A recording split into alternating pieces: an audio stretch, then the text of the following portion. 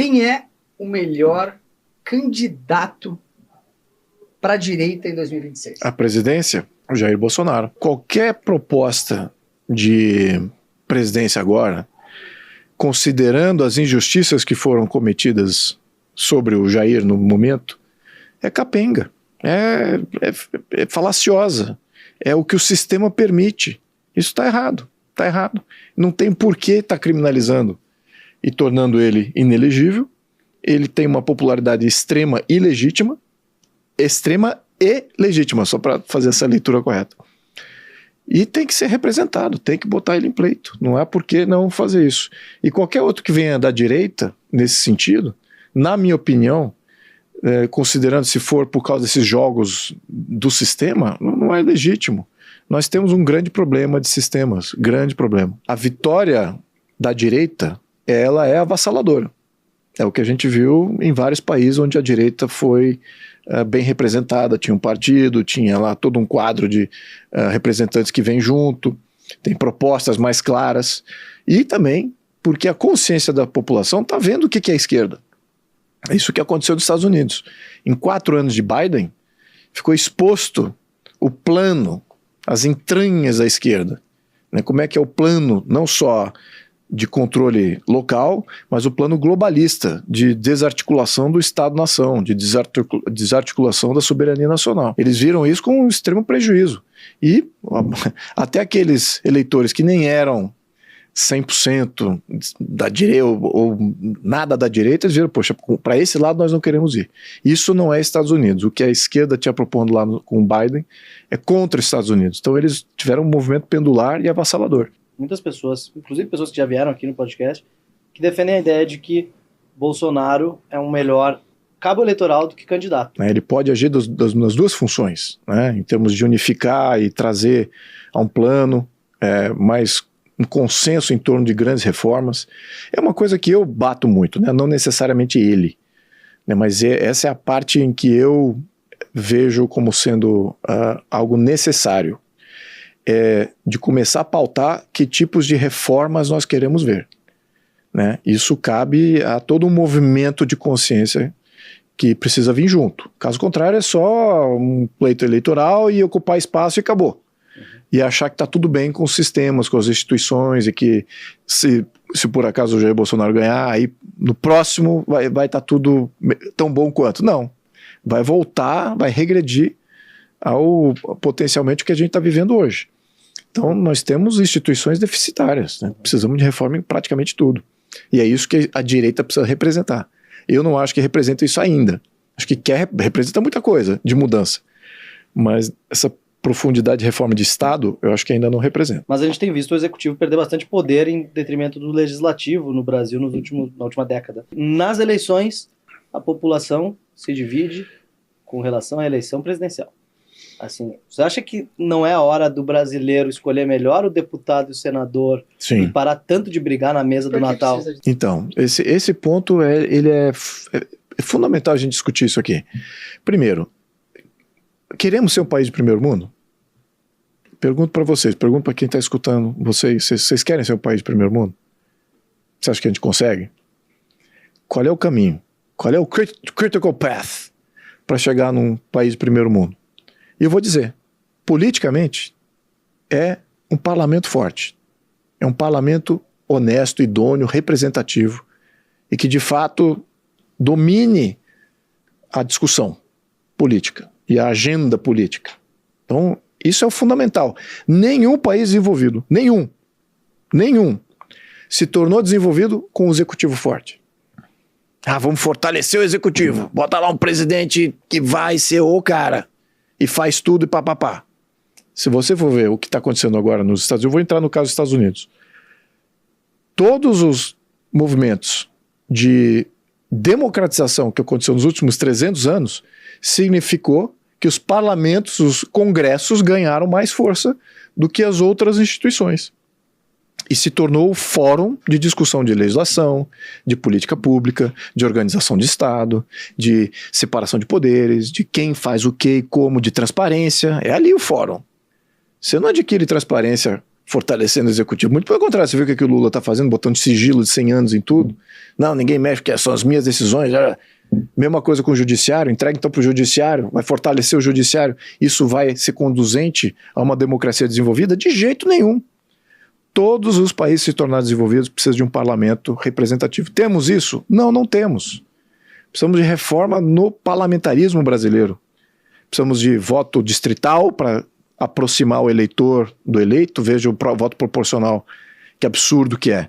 Você tem um puxador de voto, aí pega lá vários deputados que vêm de reboque. Não, até tem vários. O Tiririca já passou o ciclo do Tiririca, agora tem outros que são puxadores. Mas veja como isso distorce a representatividade.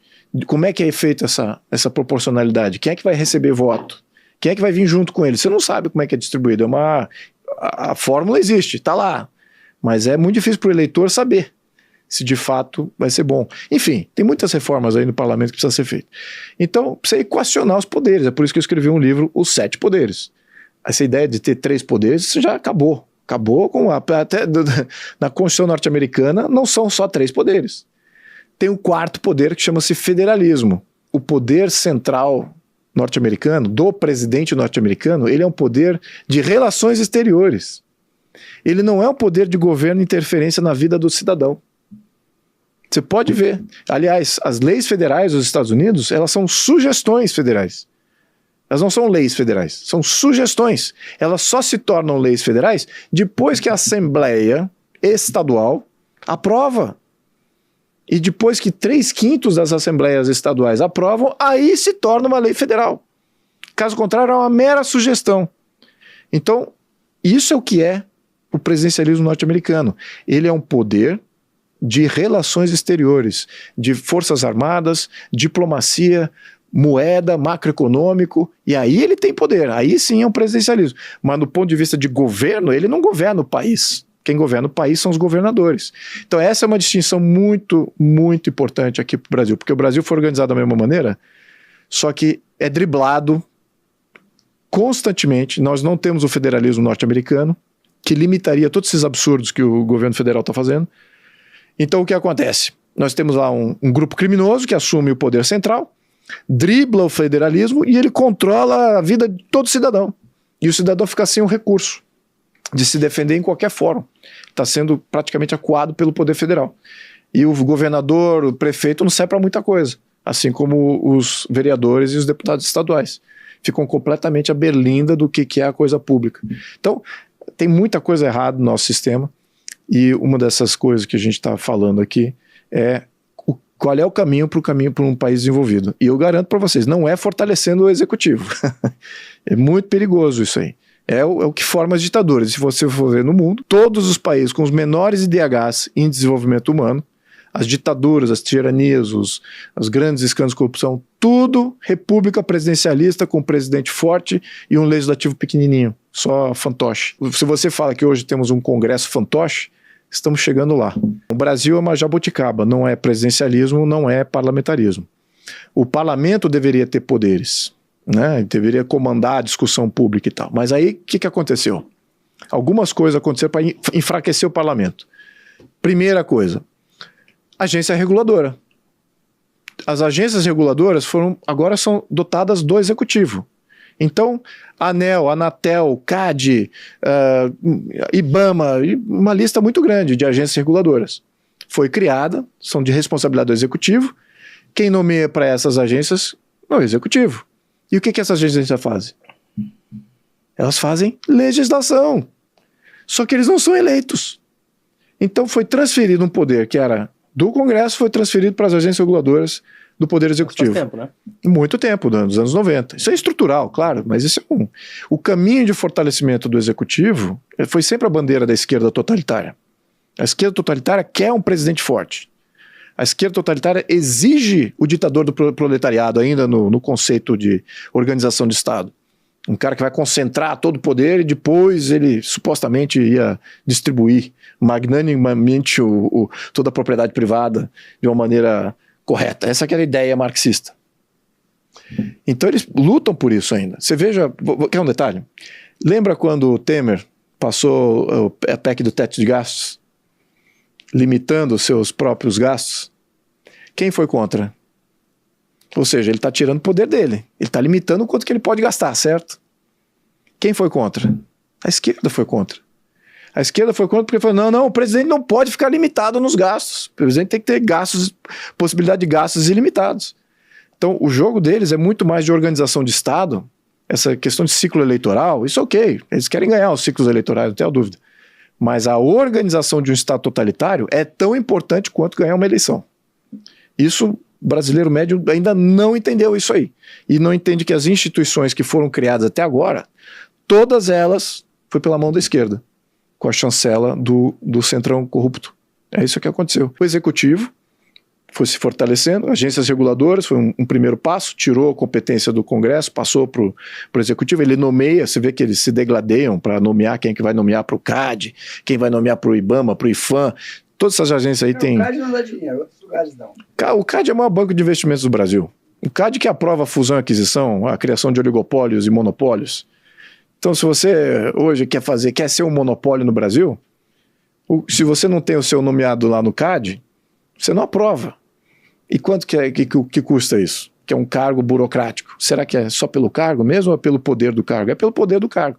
Então, essas agências reguladoras, na minha opinião, muitas delas têm que ser extinguidas e passar a ser comissão permanente do Congresso. Então, a discussão que da Anatel, ANEEL e tudo mais, seja em comissão permanente qualificada dentro do Congresso Nacional, como é os Estados Unidos, tem comissões que definem praticamente tudo, de energia, comissões de até de defesa, tudo isso bem mais, eu diria que mais temporal, mais voltado ao representante definir e não a um tecnocrata ficar definindo permanentemente. Então essa é uma das coisas.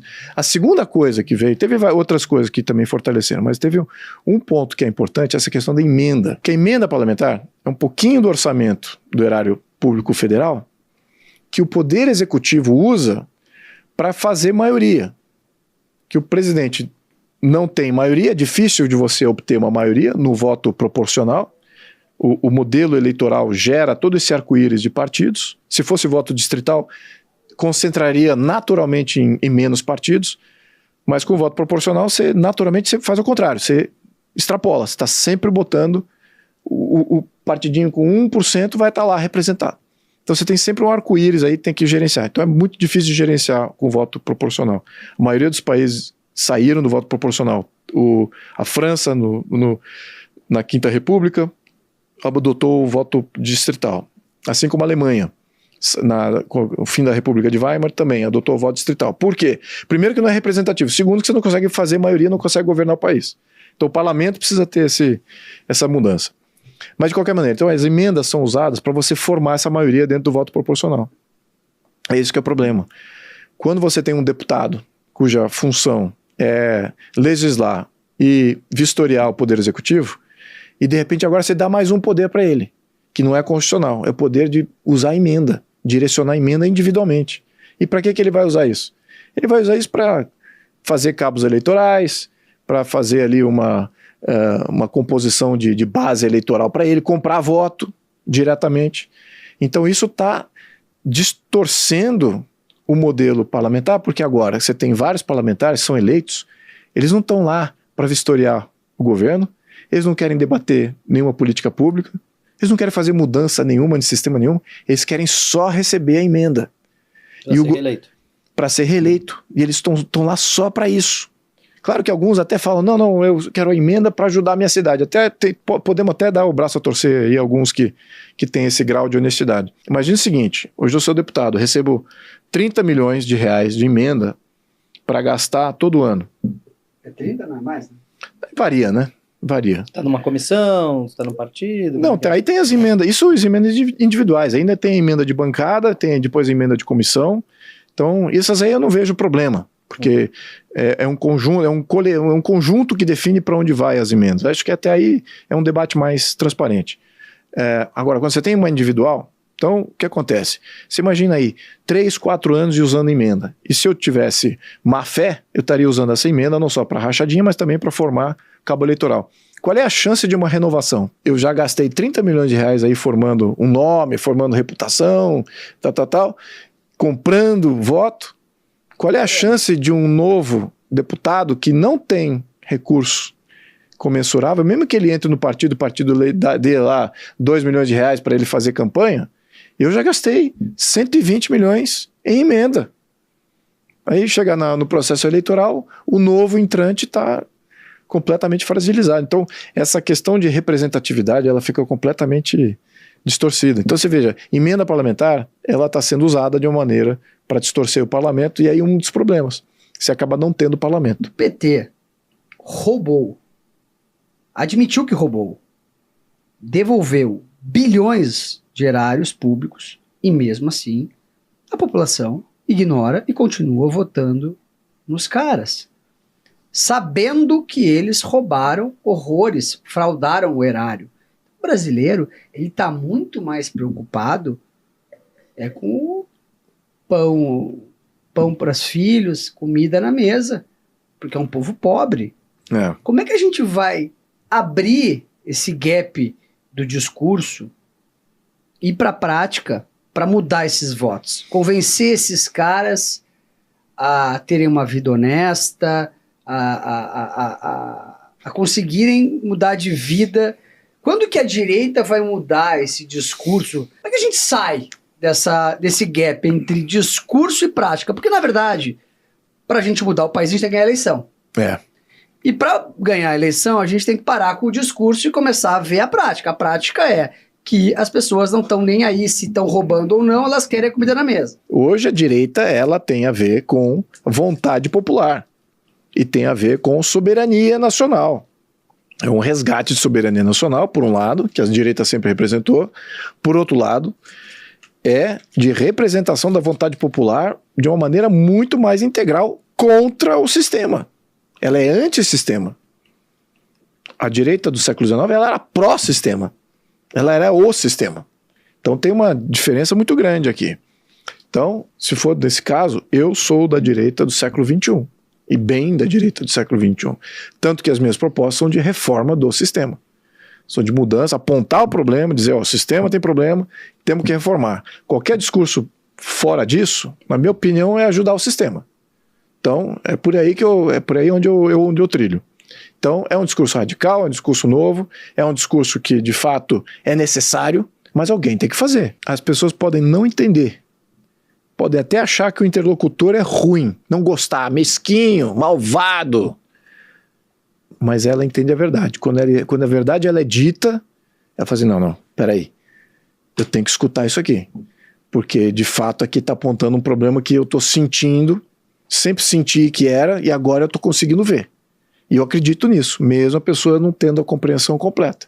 E a última coisa que qualquer representante político deve fazer, e eu imagino que você também se junte nessa crítica, é se aproveitar da ignorância, que é mais ou menos o que você está validando. Você fala assim, o povo é ignorante, então você tem que falar coisa ignorante também. Ou o povo não sabe entender o que você fala, então você tem que falar que nem o povo. Não, eu vou falar o que eu preciso falar do jeito que precisa falar. E vou falar a verdade tal qual ela se apresenta para resolver, tal qual é necessário para a gente fazer as mudanças. Qualquer outra coisa é populismo barato, raso, que não vai mudar o Brasil. E eu quero mudar o Brasil. Não é eu quero ver um Brasil mudado, porque eu sei que é possível. Outros países conquistaram isso, com populações menos preparadas, menos qualificadas, com muito mais pobreza, muito mais miséria, muito mais ignorância imperando, conseguiram resolver seus problemas. E o que a gente faz aqui? A gente joga sempre uma galera, o mínimo de denominador comum, e nunca tenta se elevar. Veja os Estados Unidos, por exemplo. Os Estados Unidos, tradicionalmente, todas as eleições dos Estados Unidos, todos os presidentes, pode ver o perfil. O que é o presidente norte-americano? É o que o americano quer ser. Ele aspira a ser um melhor cidadão. Ele aspira a ser, talvez até o termo, aristocrata. Se é uma pessoa de conhecimento, de compromisso com o país, ele aspira a isso. É assim que o voto norte-americano sucede. O brasileiro vota no que ele é. Ele não aspira a algo, é um bom cidadão, é um cara que... Talvez recentemente sim. Talvez com um caso até com Jair Bolsonaro, que está resgatando patriotismo, que é uma aspiração altruísta. Então, mas na base ainda é isso aí que você falou. O cara quer ver um cara que nem ele. E não é esse o caso nos países que se tornaram desenvolvidos. Então, eu acho que a gente precisa de uma mudança cultural. E se você não oferece, não tem a oferta, você não vai conseguir nunca atender uma demanda que de fato está latente. Na minha opinião, é isso que está acontecendo no Brasil. A gente não tem pessoas qualificadas que queiram entrar para a vida política, exatamente porque o discurso, o modelo político, a discussão política, o eleitor não tolera quem se posiciona de uma maneira mais, entre aspas, sofisticada. Então isso é ruim para o país. O país perde muito, perde um debate, perde em toda a evolução que poderia ser. Não estou dizendo que o outro lado é ruim também, né? O outro lado tem legitimidade. Tu acha que o STF tem limite ou não? Não, o STF não tem limite nenhum. Isso acho que é o maior sinal de que institucionalmente a gente tem um problema grave. Se o eleitor acha que nós não temos um problema de Estado, de Constituição, de conjuntura de sistemas, como é que se justifica hoje que não há nenhuma instituição que possa limitar um poder que se transformou e que pratica, invariavelmente, tirania? Temos tirania no Brasil.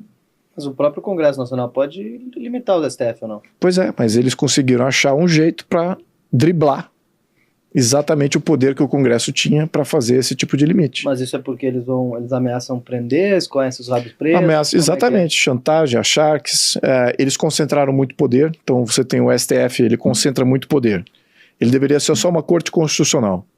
Mas como ele concentra outras vertentes do judiciário no seu escopo de poder, eles acabam usando essas outras forças para barganhar junto aos políticos. Então eles usam qualquer aresta que um político possa ter contra o político. E isso é ótimo. Então um político que tem rabo preso, que está com ficha suja, isso é perfeito para o STF. Eles vão usar isso como barganha. Então está neutralizado. Mas quem deixou ele ter esse poder todo? Um parlamento fraco, que se entregou, que se vendeu, que não entendeu a sua função e que não entendeu que o parlamento é o que deveria estar conduzindo, sendo o condutor disso. Então, eu acho que isso essa aqui, eu diria que é o maior sinal vermelho para todo mundo, e eu acho que é isso que está dando, isso que eu estou falando de mudança constitucional, de sistemas, está pegando mais força, porque quem está de fora, como vocês, talvez isso pareça até um choque. Puxa vida, vai mexer em tudo, caramba, como é que ficam os mercados? Como é que vai mexer nas instituições, e aí vai ter... Quem está de fora, se faz, pode ser novidade isso aí. Quem está dentro, isso é a coisa mais óbvia. Quem trabalha o direito, quem é advogado, desembargador, juiz, político, governador, presidente, já sabe que a Constituição do Brasil está completamente esgarçada, não serve para mais nada. Está violada pelo próprio defensor. Seu próprio defensor, que seria o STF, não defende a Constituição. Viola a Constituição. Viola abertamente, viola seu próprio regimento, viola as leis. Então, o que está acontecendo? É isso que eu acho. Se a gente não vê essa questão de sistemas, e os sistemas são definidos em Constituição, se a gente não vê isso aí, a gente vai ficar meio capenga e fica só dependente de sistemas eleitorais ou de ciclos eleitorais. Isso é muito fraco, isso é muito tênue. E como que se mudaria uma Constituição? Aí tem que ter um processo. As outras vezes que tiveram foram depois de rupturas, golpes. Você vai ter que ressuscitar. Olha, deixar ele no mar. Então, o que aconteceu? Durante a Constituição de 88, tinha um grande fator motivador para uma nova Constituição, que era o fim da ditadura, fim do regime militar. Né? Então isso... É regime ou ditadura? Olha, foi uma junta ditatorial, né? É o que tem hoje. É uma junta ditatorial. Não é muito diferente. Não, exatamente a mesma coisa. Na prática é a mesma coisa. É uma junta, não é uma pessoa só, é um conjunto de pessoas. Então o regime militar foi isso, foi um conjunto. Então, você veja, quem é que está replicando isso? Quem é que replica e emula? Puxa vida, olha, queremos ser que nem o Brasil, hein? Olha que sistema político bacana, uma junta militar toma conta, aqui, olha agora, uma junta do judiciário com o executivo que toma conta. A gente tá num país que não é referência para nada, né? É um processo realmente falimentar. Mas como é que você faz essa mudança? Durante aquele período teve a mudança, saída, a junta militar resolveu abrir mão por causa da crise financeira que estava para explodir, foi um dos motivadores. A população pedindo também, né? Não? Também, mas era movimento direto já, de 84, era limitado aos comunistas, tinha muito comunista, então assim, a adesão não era 100%, assim, era grande, mas não era, tinha muito setor da sociedade que via aquilo com receio, né? No entanto, eles pautaram que precisavam fazer uma mudança constitucional. E, aliás, muitas das mudanças constitucionais foram pautadas por comunistas nos últimos 100 anos. Isso é uma realidade. Mas agora, no século XXI, o que a gente vê? A gente vê constituições que são pró-comunismo, praticamente, feitas pela esquerda. Todas as mudanças constitucionais, se você for ver, de 88, desde que foi feita a Constituição de 88, até agora, tivemos emendas constitucionais. Essas emendas constitucionais geraram a realidade que a gente vive hoje. E quem é que estava atrás das emendas constitucionais? Essas mudanças constitucionais, que foram praticamente aí mais de 150 mudanças, 3, 4, 5 mudanças por ano. Quem é que fez isso? Foi a esquerda que patrocinou isso, junto com grupos de interesse, e Centrão apoiando. Isso é bom? Isso é em favor da população? Isso é para melhorar o sistema político? Não, é para deixar a coisa muito mais sob controle de um grupo corporativo, oligárquico, central, e é isso que a gente tem hoje. Então, a gente está vendo o resultado, e não é bom. Então, agora, como é que você transforma isso em mudança? Né? Se não por uma crise, que é o ponto. Eu não quero ver uma crise no Brasil, uma crise política tão grande assim, de, puxa, agora caiu, toda. A gente tá para ver isso aí, talvez com o que está sendo transcorrido lá nos Estados Unidos, de expondo, né, como que o USAID, né, eles falam USAID, mas é USAID, né, USAID interferiu aqui supostamente interferiu aqui nas eleições do Brasil, que eu acho que interferiu. Isso pode gerar uma crise institucional tão grande que pode suscitar um movimento constitucionalista, sim, porque nós vemos que nós nos permitimos a se tornar um agente de controle sob comando externo. E isso eu tenho pautado também. O globalismo, vários desses acordos internacionais. Digamos que existiu essa intervenção, a gente tem 600 pessoas presas injustamente. E essas pessoas presas, elas estão colocando medo nas outras de irem para a rua. Um processo de venezualização brasileira. Sim. Quem vai fazer alguma coisa? O Papa? Eu não vejo ninguém fazer nada. O Papa vai talvez até ajudar. E é por isso, eu acho que estamos... o que estamos vivendo hoje chama-se terrorismo de Estado. Quando o Estado cria crises para se autofortalecer, se autojustificar. Agentes de Estado usam o Estado para criar crises e criar uma sensação de terror, acuando a população. E transformando ela cada vez mais vulnerável e com medo de se mobilizar contra o próprio Estado. Então, esse fenômeno, ele fica cada vez mais acirrado quando não há legitimidade popular, que é o que a gente está vendo também. Então, se você me perguntar, vai melhorar? Não, vai piorar. Porque a legitimidade dos poderes constituídos, dos políticos eleitos, está piorando, por incrível que pareça. Se já estava ruim, tá pior ainda. E é isso que gera essa sensação de nada mais nos protege, é quase que beirando uma situação assim de anarquia, de caos social. Né? Se bem que quem está segurando o Brasil de entrar nesse caos são os governadores, por incrível que pareça. Os governadores estão segurando a ordem, mas se for depender do poder central do Brasil... Você veja as decisões que eles tomam para libertar criminosos, prejudicar a ação policial. Tudo isso tem a ver com o terrorismo do Estado. Deixar a população cada vez mais fragilizada perante um Estado armado, descontrole social completo. Então, a pessoa se torna cada vez mais dependente do Estado. Só que eles são poder federal. Então, enquanto existe o poder estadual, que destoa do poder federal, Você ainda tem um freiozinho, mas eles querem acabar com o poder estadual. Eles querem acabar com o poder estadual. Esse aqui é o poder totalitário. É por isso que eles estão fazendo a reforma tributária. Reforma tributária é para acabar com o poder estadual. Por isso que eles querem fazer a reforma das polícias, para concentrar ainda mais o poder de polícia no central, que é em Brasília. Então você tem toda uma cadência de coisa. Nada é feito assim aleatoriamente, é tudo feito em prol dessa concentração e centralização. Meter um louco lá na corte que botasse o dedo na... Isso aqui é ilegal. Onde é que está na Constituição isso aqui? Coletiva de imprensa, zona. Acho que precisava de uma coisa assim ou como é que é? Precisava de um... Porque se eu sou teu par vamos dizer assim, agindo contra a Constituição, como é que eu não vou me opor a isso? Eu não entendo. Eu como leigo. Pois é. Eu como leigo. Como é que eu vou? Porque quem cala, na grande maioria das vezes, consente. Pois é, Rafael, imagina o seguinte. Rafael, olha o que você está falando. Os outros juízes... Vamos excluir alguns que são realmente nunca foram juízes e estão desqualificadíssimos ali para o cargo.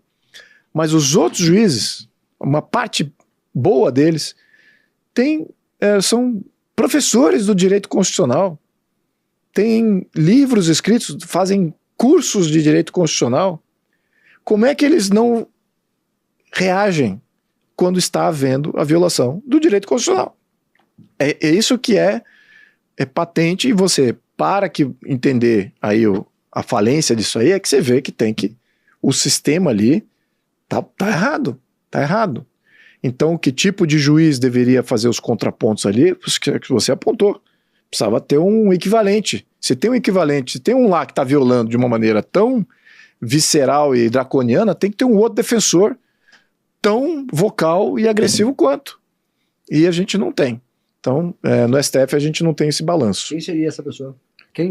Eu indicaria, tem vários. Eu indicaria, bom, eu não quero suscitar nomes aqui, porque eu já suscitei dentro dos grupos lá. Cachorro louco, quem seria o cachorro louco? Olha, então, por incrível que pareça, o cachorro louco, ele só precisa falar, ele não precisa nem ter agressividade no tom, nada disso, é só falar, expor.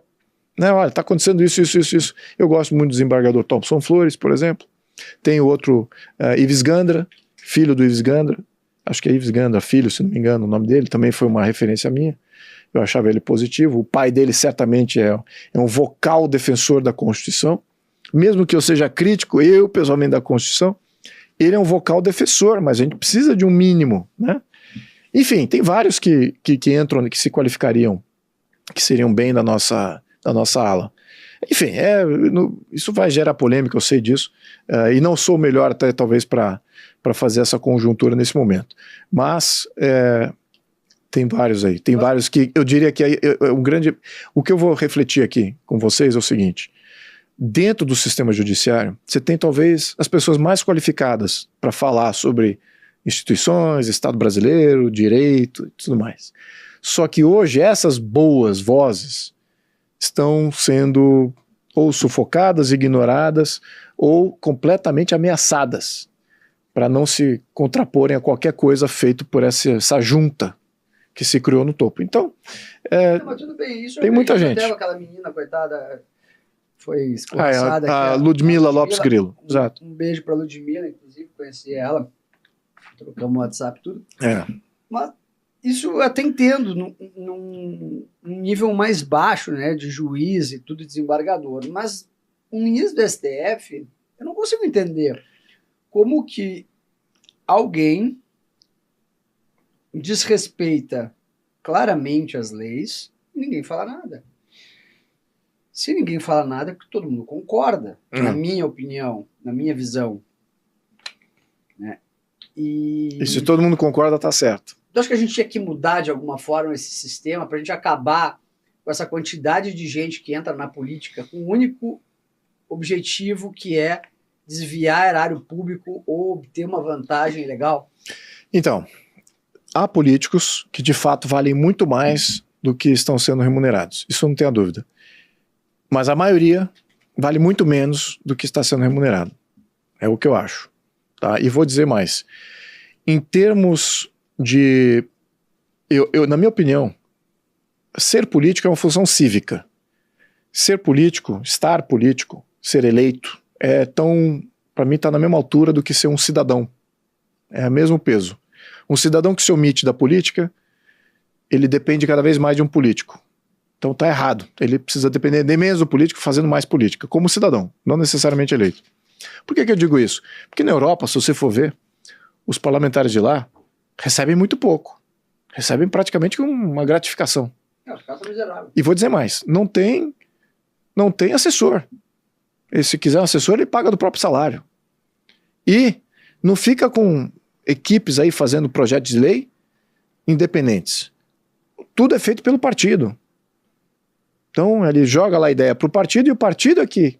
É uma boa ideia, é uma má ideia. Agora a gente não. É uma boa ideia, só que não para agora, talvez para daqui a 10 anos. Então o partido é que define isso. E o partido é que sponsoriza o projeto de lei. Como é que é hoje? Todos os deputados, todos os vereadores têm lá uma maquininha de fazer lei dele próprio. E ele joga isso no sistema lá na mesa. Então você tem centenas de milhares de leis e projetos e ideias sendo criadas a todo momento. Só que no ano, as chances desses projetos irem para o topo e serem votados é minúsculo. Então, o que acontece? Você está com uma máquina ineficiente. Imagina que você é uma fábrica, que você só consegue fabricar 10 unidades por ano, de qualquer coisa, e você tem vários pontos dessa máquina, né? Você é uma fábrica... Só para produzir 50 carros, você produz 10 mil pneus. Exatamente. Você produz 10 mil pneus, 50 mil vidros, 40 mil portas, mas no final, o gargalo ali, você só vai aprovar 100 carros por ano. Então, o que você está fazendo? É uma ineficiência absoluta. Então a gente tem que reformar isso aí também. Isso é... Eu vou dizer outra coisa, como federal, deputado federal. Nós temos que ir para Brasília toda semana. Aí você fala assim, puxa, o cara está trabalhando, está indo para Brasília. Gastou dinheiro do consumidor, gastou dinheiro do eleitor. O erário para trazer todo mundo dos seus rincões para Brasília para definir o quê? Definir... Às vezes nem tem pauta. Você nem sabe o que vai ser votado na semana. Aí quando vê que não está dependendo de um acordo lá com o executivo, falei, pô, peraí, você chamou todo mundo do Brasil inteiro para ainda esperar um acordo sobre uma pauta que nem todos dominam. E os que não dominam nem deveriam estar lá, ou poderiam ser excluídos da discussão. Então, tem muita coisa falaciosa do modelo, intrínseco no modelo, porque ninguém questiona. Mas é importante a gente questionar. E o que acontece? A gente criou, de fato, um gargalo em Brasília, em que Brasília define tudo. Tem lá centenas de projetos, desde nome de rua até política externa. É um deputado federal que define. Tem muita coisa que o deputado federal não deveria definir. E aí você poderia enxugar essas competências, enxugar o tempo dele e até remunerar menos. Fala assim, vou remunerar menos, mas eu chamo vocês para o Congresso quando de fato há temas importantes que devem ser votados. Ou, como era talvez no início do Brasil Império, você convocava o Congresso e você pagava na convocação. Caso contrário, você é um cidadão com um dote de ser um congressista, um deputado, e que você exerce essa função quando ela é convocada. Então a gente tem que voltar um pouquinho na história para ver como é que a coisa evoluiu para o que temos hoje. Mas, então o meu comentário é esse. No geral, eu acho que a remuneração está completamente fora da realidade do que o trabalho é entregue. E, de fato, existem excelentes deputados, senadores, que merecem muito mais. Executivos, governadores, que merecem certamente muito mais. Mas, na média, está muito acima, em termos de remuneração, do que eu acho que seria do trabalho entregue. Ô, Luiz Felipe, e olha, eu vou até contrastar. Veja só o ministério do Trump. É só bilionário. É só bilionário, um atrás do outro. Bilionário. Todos estão de graça ali. É uma função cívica de americano. Eles estão vendo isso, você vê isso no Trump, você vê isso em todos os secretários. De roubar, porque eles morrem. Lá eles têm medo de não serem um bom cidadão. Esse que é o problema. Eles querem ser um bom cidadão. E como é que você criou essa virtude? Como é que você cria isso? Esse ecossistema positivo, você primeiro tem que ter um exemplo. Tem que ter exemplos que são dados, que são recriados. Então a gente não teve esses exemplos para criar esse molde de que não, tem que pagar o cara se não pagar, o cara não vai. Pô, mas como cidadão você não iria? Se você é o cara qualificado para fazer esse serviço, você não iria? E o que acontece?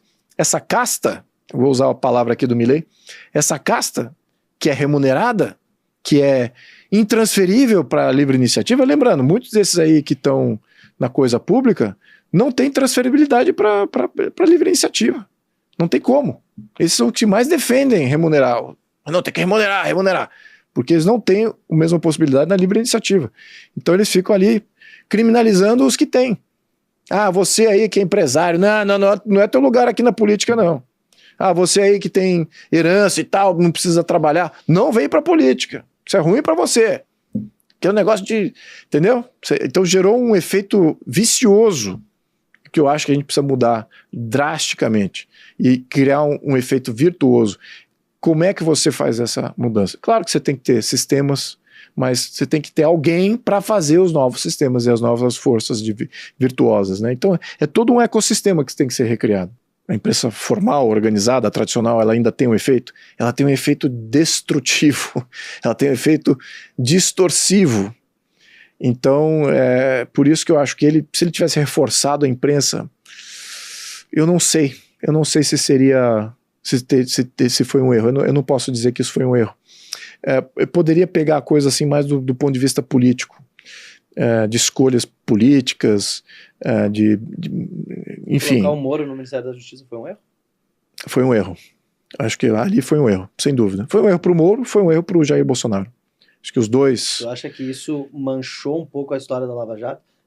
Do Moro se defendendo como imparcial, e aí o cara vira ministro do governo? Sim, acho que, primeiro... Prepara essa resposta aí, Sérgio.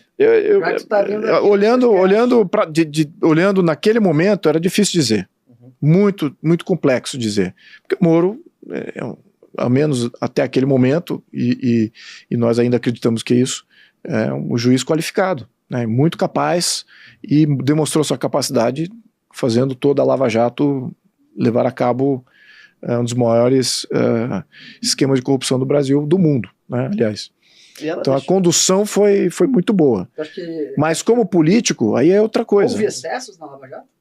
Eu não... Houveram excessos? Muito pelo contrário. Eu acho que acho que faltou ainda ir muito além.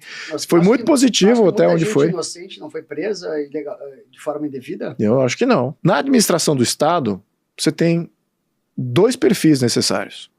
Você tem esse perfil do gestor, cara que executa, faz andar e mobiliza, é um gerenciador de projetos, bem complexo. Eu já fui gerente de projeto 30 anos atrás, 40 anos atrás. É complexo, você precisa ficar em cima, tal, aconteceu isso, identificar os gargalos e agir constantemente até lograr as execuções. Muito bem. Mas você tem um outro componente que é tão importante quanto, que é o componente político. Porque mesmo que você tenha um plano de execução que possa fluir com um bom executor, você tem algo que não é racional, que chama-se políticos, que agem de maneira emocional, ideológica, de maneira subversiva, né, com maldade, com mesquiarinha, que não estão acopladas ao seu plano.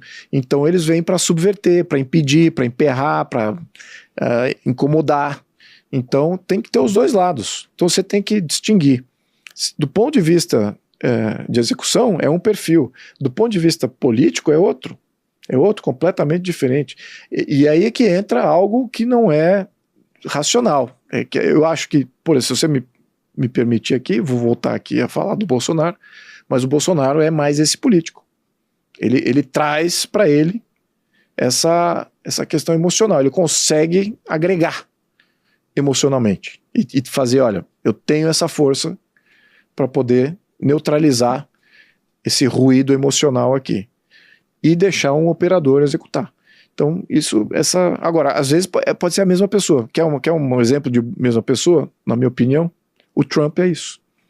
O Trump, ele é o político capaz de bascular e neutralizar essa parte emocional e racional. Ao mesmo tempo, ele consegue ser um excelente executor. parlamento, no meio do mandato, ele monta no presidente? Ele toma o poder do presidente e fala aqui, agora eu preciso, senão tu não governa, eu vou parar tudo. O Lula está completamente na mão do Centrão. Quem manda no Janja ou Costa?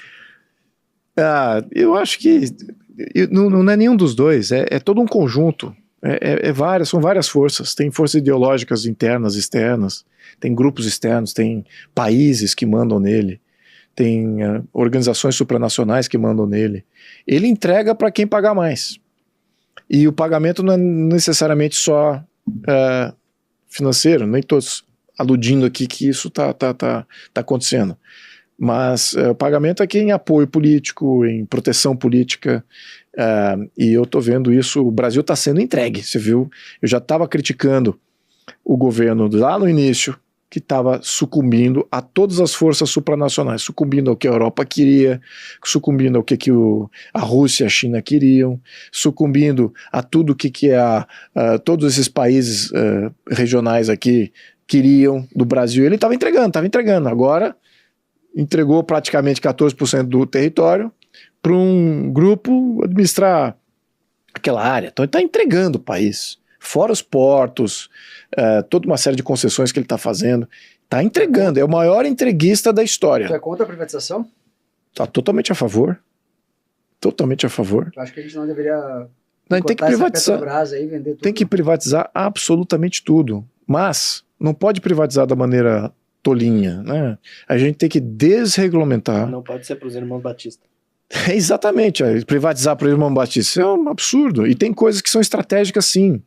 Tem que privatizar tudo, mas tem coisas que são estratégicas, tem coisas que têm a ver com soberania nacional, que a gente não pode abrir mão. Não acho que a questão do petróleo é uma questão de soberania nacional, que a gente precisa ser dono da empresa. Mas o que a gente precisa é de ter a possibilidade de poder intervir a qualquer momento se for necessário por emergência, sem dúvida. Golden Share. Existem estruturas de controle que você não precisa ser dono do negócio. Aqui a visão do brasileiro tem que ter o dono do negócio, ou 51%. Hoje você exerce controle sem ter nenhum por cento. Você pode ter um acordo, pode ter um golden share, pode ter uma série de legislações que trava a sua empresa de tal maneira que se por acaso houver uma emergência, né, o Estado pode de fato se avocar aqui a alguns controles. Sou contra isso em geral, mas agora tem situações que você fala que em questões de defesa, de proposta de nação, que você não pode abrir tudo. Então, a questão de defesa, por exemplo. Defesa você não consegue subcontratar absolutamente tudo. Tem que ter ali um controle, tem que ter ali uma interferência, até um incentivo. Os países que hoje incentivaram as suas indústrias de defesa, hoje são os mais ricos do mundo. Hoje tem poder de barganha. Hoje conseguem negociar com absolutamente todo mundo tranquilamente, e não tem problema de soberania e não sofrem essas emergências, então vassalos de outros países. O Brasil não investiu em defesa, e por incrível que pareça, a defesa eles querem privatizar, não, privatiza a defesa, e o resto mantém estatizado, no controle do Estado. Então, por que eles querem Petrobras? Por que eles querem as estatais? É para mamar num caixa que é mais livre, porque o caixa das estatais sofre menos controle do Estado do que o próprio Estado. O erário do Estado tem controles de várias instituições. A estatal tem menos. Então ele quer a estatal para poder vazar a corrupção e tudo mais. Então é por isso que você vê quem não quer desestatizar. Não é só a esquerda que não quer privatizar. São os corruptos, né? Que não, alguns nem são de esquerda. Faz, não, é um caixa que a gente usa para propaganda, para uma série de coisas. A gente vê agora em Itaipu, uma série de escândalos que está acontecendo lá em Itaipu.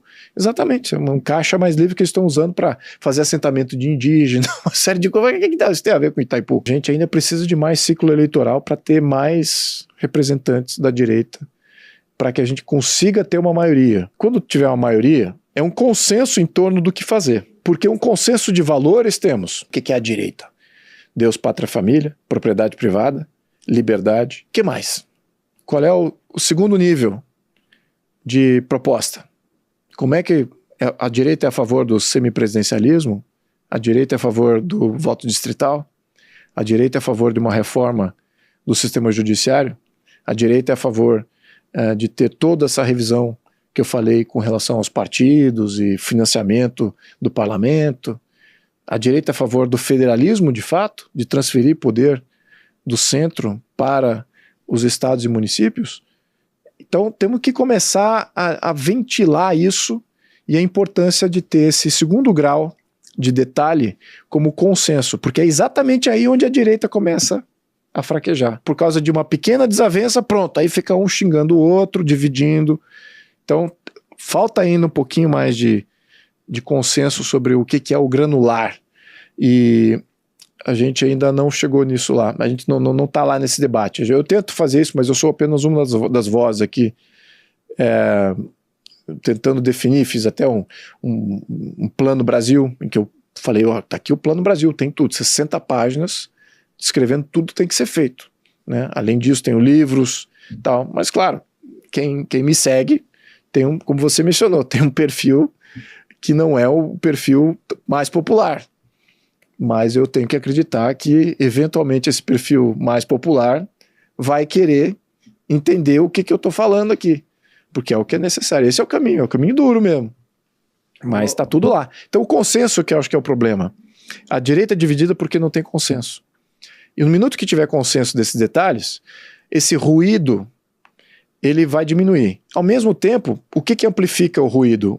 Cada um da direita tem um canal próprio, né? Aqui você tem minha rede social, é quase que fosse uma televisão própria, né? Cada um tem sua televisão, seu rádio, e isso acaba gerando pontos de vista muito difusos também. Então ele amplifica o dissenso e o ruído dentro da direita.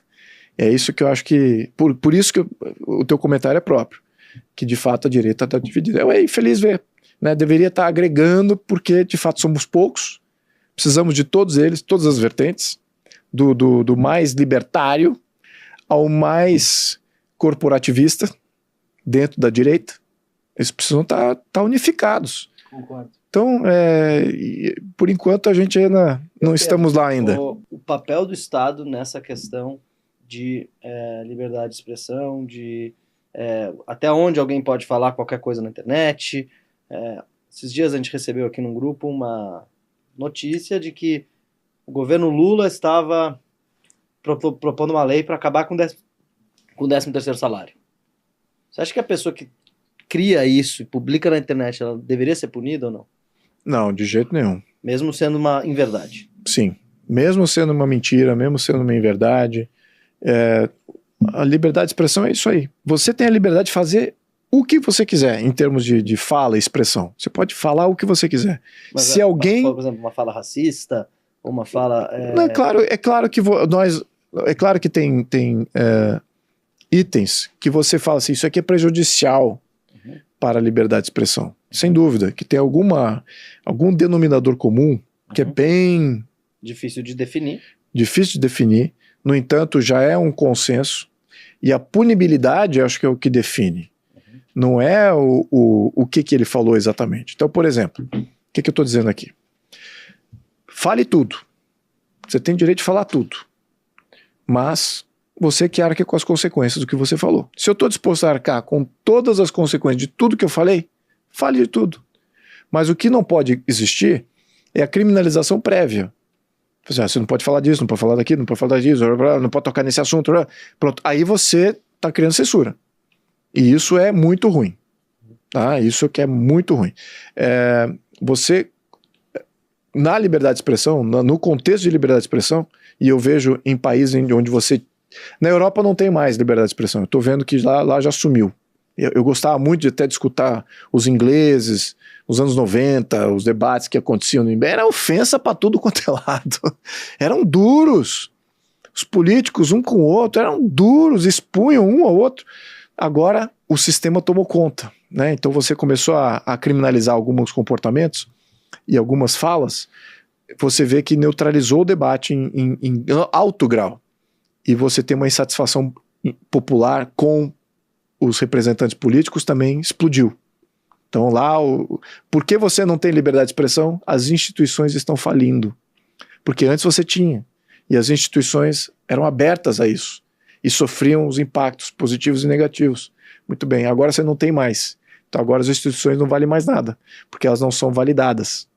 Elas não absorvem e ao mesmo tempo continuam no trilho delas e acabam se tornando completamente anômanas, ou seja, distantes daquilo que ela deveria, de quem ela deveria representar. Tu não acha que o Estado deveria falar para as Big Techs, não pode ter robôs e perfis falsos compartilhando milhões de vezes dizendo que o Bolsonaro é homofóbico, ou dizendo que o Bolsonaro é genocida, ou dizendo que o Lula vai acabar com o 13º. Isso não é um desserviço? Assim?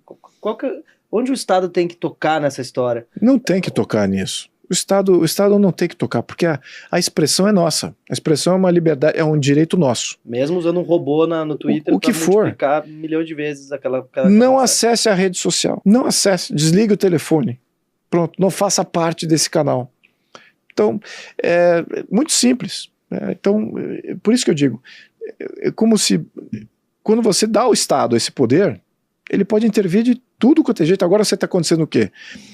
Tem pessoas que estão sendo presas na Austrália, por incrível que pareça, e tem outros países também que estão acontecendo isso, aqui também no Brasil é a mesma coisa, mas eu digo Austrália porque a Austrália vinha com aquela herança da colonização britânica, da democracia parlamentar britânica e tudo mais.